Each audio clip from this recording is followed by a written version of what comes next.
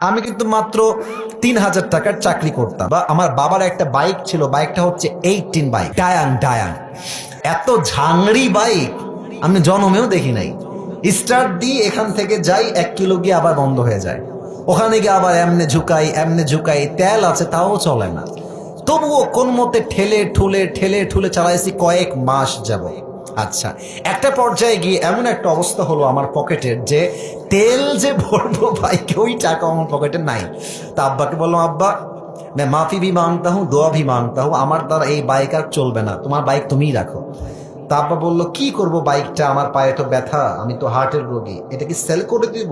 বললাম, বিক্রি করে দাও, আমি এটা বিক্রি করে সাইকেল কিনবো, সাইকেলের চাইতে ভালো হবে আমার জন্য। তো যাই হোক,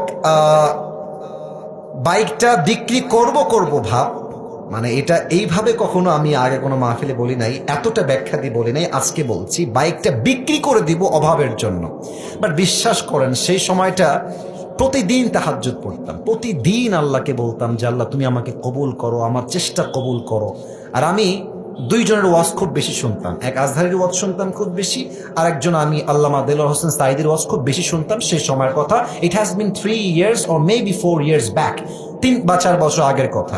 তো হঠাৎ করে আমি একদিন জুমার খুতবা দিলাম, আমি আবার বলছি এই কথা কিন্তু আমি কখনো কোথাও আপনার শোনেন নাই, আমি আজকেই বলছি। তো জুমার খুতবা দিলাম, আমি প্রায় 1 বছর যাবত জুমার খুতবা দেই, ভিডিও আপলোড হয়, কিন্তু কখনো কোনো রেসপন্স আসে না, আই মিন কেউ দেখে না ভিডিও।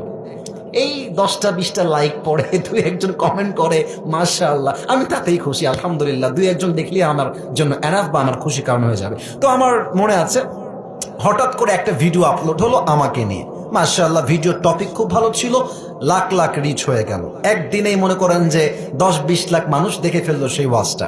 পরে মিডিয়ার থেকে আমাকে কল দেওয়া হলো যে আপনি জুমা পড়ান কোথায়, আমরা আপনার ভিডিও রেকর্ড করব। তো অনেক বড় একটা মিডিয়া আমাকে বললো যে আপনার ভিডিও একটা আপলোড দিব, আপনি ইনশাআল্লাহ অনেক দূর যাবেন, আপনার জন্য অনেক বেশি কাজ আসবে, আপনি কাজ করতে পারবেন আপনার দাওয়াতি ফিল্ডে। তো একটা মাহফিল করলাম, মাহফিলটা ছিল পাবনায়। মাহফিল ছিল কোথায়? পাবনায়। তো পাবনায় গেলাম, আমি হলাম 3 নম্বর বক্তা, দ্বিতীয় বক্তা না, 3 নম্বর। তো আমাকে যখন ওয়াজে দেওয়া হলো, দ্বিতীয় বক্তা খুবই রাগ, আমার টাইমটা তাকে কেন দেওয়া হচ্ছে, ওকে তো দিয়ে কাজ হবে না, ওকে নামা, একে দিয়ে কাজ হবে না, এটা 3 বছর আগের কথা, বেশি না, 3 বা 4 বছর আগের কথা।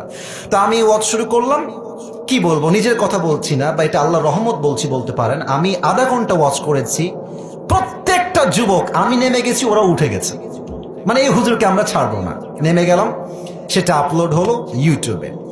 হঠাৎ করে একদিন আমার বাসা ছিল রাজশাহীতে, রাজশাহীর আমাদের মেইন শহরে বাসা, আমার আব্বা জুমার খতিব এবং আমার আব্বা একটা মাদ্রাসার প্রিন্সিপাল।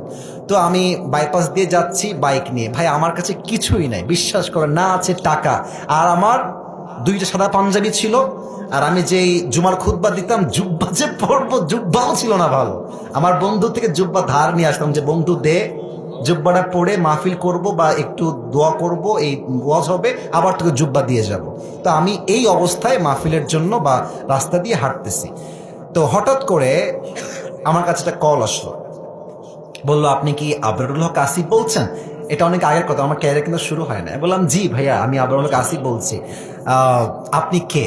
তো বললো যে আমি অমুক জেলার থেকে বলছি, আপনার একটা মাহফিলের ডেট লাগবে। শুনে কলিজায় এত শান্তি লাগলো যে আলহামদুলিল্লাহ, আল্লাহ হয়তো আমার রাস্তা খুলতেছে, এই তো রাস্তা আমার খুলে যাচ্ছে। তা আমি একটু ভাব নিলাম, আমার কিন্তু ডেট মেট কিছুই নাই।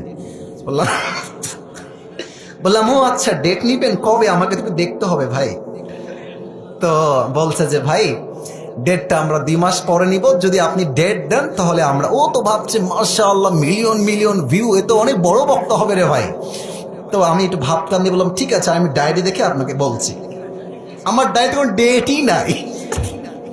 তো যাই হোক, পরে সে বললো যে ভাই ডেট কি আছে, ডেট কি হবে, আমি নিজেই, আমার তো ডেট লাগবে রে ভাই। আমি কল দিয়ে বললাম, ভাই হ্যাঁ অমুক তারিখের ডেট হতে পারে, আপনি কি ডেটটা নিবেন?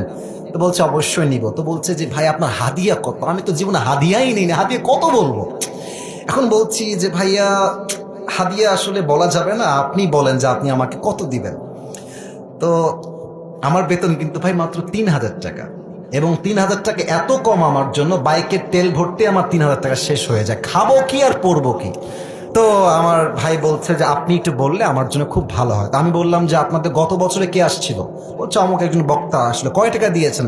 বলছে 20,000 টাকা দিয়েছি।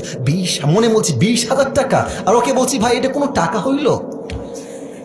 আচ্ছা যাই হোক, অনেক কথাবার্তা বলে সে বলল ঠিক আছে আপনাকে আমরা 25,000 টাকা দিব, গাড়ি ভাড়া সবকিছু মিলিয়ে খাওয়া দাওয়া মিলিয়ে থাকা সহ 25,000 টাকা আমি আপনাকে দিব।